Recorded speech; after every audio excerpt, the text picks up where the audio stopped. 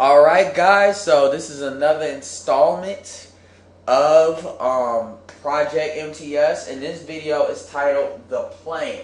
So this is going to be how do we use attraction marketing and consultative marketing. How do we really apply it? This video is going to be actually the nuts and bolts of how to get that started. So let's get going. So basically what needs to be understood is the overall big picture. And that is, the initial goal is going to be to get social proof. So these value assets that give you confidence to really kind of create what I like to call a success snowball effect. So for example, we want you to get to $1,000 a month. That may sound like that's not possible. It may sound too good to be true, but I honestly believe we can do this in a week. If you really get committed and you really, and I'm not even talking about real hardcore commitment, but I'm talking about if you decide to suspend all the BS you may be bringing from the table from the past and just have a little faith and say, we're going to commit to this for a week, you may be surprised at what you see. So, once again, $1,000 in a week to 2 weeks. And in this $1,000, I want you to understand what it's going to give you. Number one, the fact that you've made $1,000 is a lot in itself. How much money are you making? Well, I made about $1,000 in 2 weeks. That shuts people up. Another thing is this is going to give you testimonials because it's going to be how you approach making that $1,000. Not just about what you're going to do, but what you're going to help others do. And then the knowledge and experience that you've got, and the experience of making that money, the knowledge you've accumulated by basically the program, which basically going to put you ahead of 90% of people. 90% of network marketers don't make money. They lose money. And you're not going to be in that group thanks to this program. The first step is the list. So basically, what you want to do is you want to establish what's called your warm market list. These are people that usually know you or know of you. Usually, I'd say they know you by first name, but they know you. And basically, that's going to consist of about 200 to 300 people you know. And basically, also, guys, I have a cold, so please bear with me.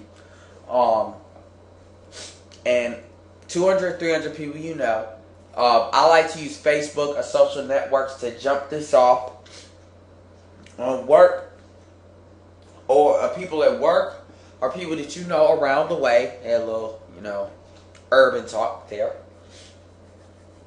And basically you have your, what I call it checking list, but really it's check-in list or chicken list. It's a little bit of misprint there. People you don't want to speak with initially. So these are people you're afraid to talk to. That's where the chicken list comes from. People you're afraid of or concerned of, or basically you want to show you on something. Kind of like they ask you how much money you make and you want to say 1,000 and I'll be lying to them. So that's fine. I had mine, and you have yours. So I'm going to keep it real about it. The last thing is you want to come up with your top 40 to 50 people out of this 200, 300. Really, I would prefer really 20. To get to the 1,000, let's start with, and I only say 30 or 40 because we're not assuming, we only really honestly need about 10 people, 8 or 9. We really don't need 8 or 9 people. You get those people to actually join up right there, you've already made about $600 and something. So 40 or 50, we're really over delivering here in order to really, make sure we get that goal. And the next thing, step 2 is the profiles. So basically, you want to build intel on these people. So how can I help them or provide value to them based on what you already know about them? If this is your warm market, then you should already have some general knowledge about them. And if you don't, use Facebook. And it's not Facebook stalking. They put it on the profiles, public information. That's why the info section usually is not blocked out.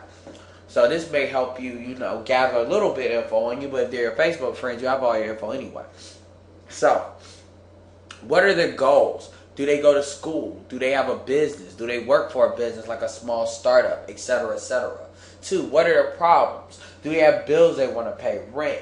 Do they need time freedom, like get away from a job or part-time at a job? I don't necessarily talk about, oh, join my business, you can quit a job. I'm going to talk about gradual things, like maybe not work overtime because you have to, or maybe go to part-time or project yourself, you can go to part-time and get that buffer. They little steps that they can accept, that they could realistically get to with a little push. Is this a go-getter that you're dealing with? This somebody that can really jump? You know, obviously everybody's not created equal. You want a certain cream of the crop type person you may want to go for. Is this someone that is mature and in the right place in life or in their stage of life for something like this? You know, do they want to kind of get their stuff together or something like that? And, you know, for the people that are not in the right place, you use greed to get them in, which is the prospect of them making money usually. And will I need social proof other than what's offered to turn them around?